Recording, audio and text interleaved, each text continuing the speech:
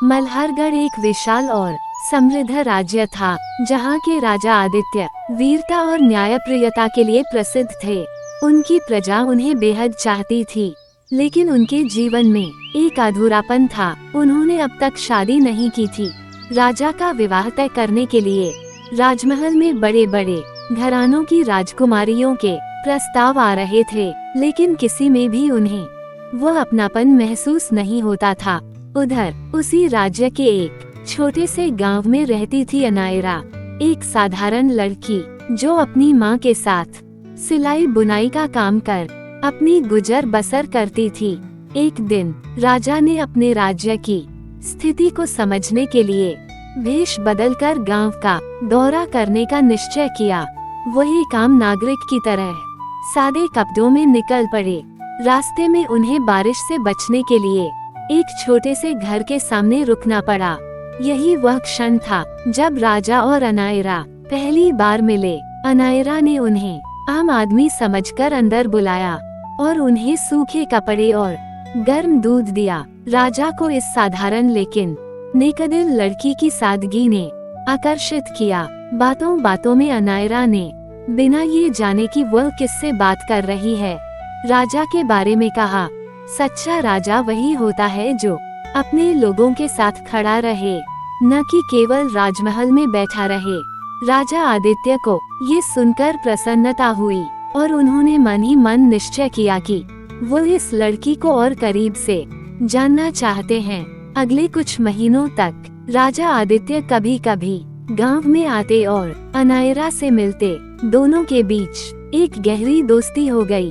अनायरा को नहीं पता था कि वह जिससे बात कर रही है वह स्वयं राजा है। वो उसे एक आम व्यक्ति समझकर खुलकर बात करती, अपने सपने और अपने जीवन की कठिनाइयां बताती।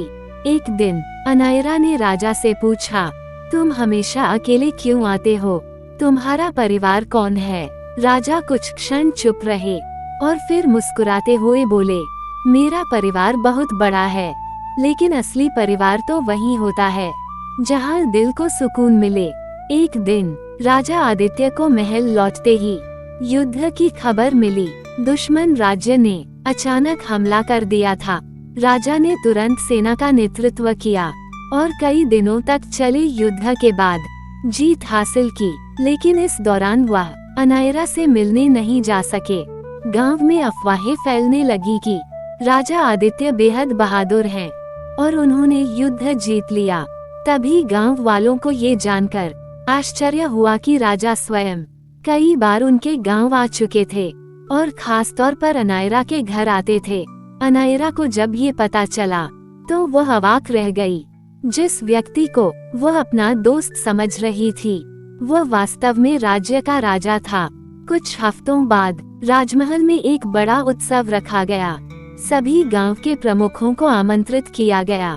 अनायरा भी वहां आई, लेकिन उसने राजा से मिलने से बचने की कोशिश की। राजा आदित्य ने जब उसे देखा तो वे सीधे उसके पास गए और बोले, मुझे डर था कि अगर मैं राजा हूँ तो शायद तुम मुझसे दूर हो जाओगी, पर मैं आज भी वही इंसान हूँ जिससे तुमने अपनी सच्ची बातें साझा की थीं। अनायरा की आंखों में आंसू आ गए। वह बोली, लेकिन मैं एक आम लड़की हूँ, एक राजा की रानी बनने लायक नहीं।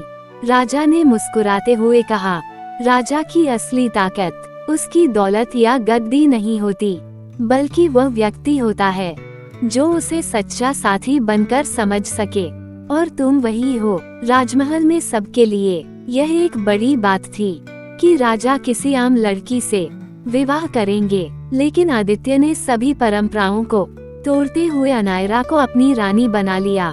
राज्य भर में यह विवाह प्रेम, सादगी और न्याय का प्रतीक बन गया। अनायरा ने न केवल एक रानी का पद संभाला, बल्कि अपनी सादगी और समझदारी से पूरे राज्य का दिल जीत लिया। और इस तरह एक आम लड़की और राजा की कहानी हमेशा के लिए इतिहास बन गई।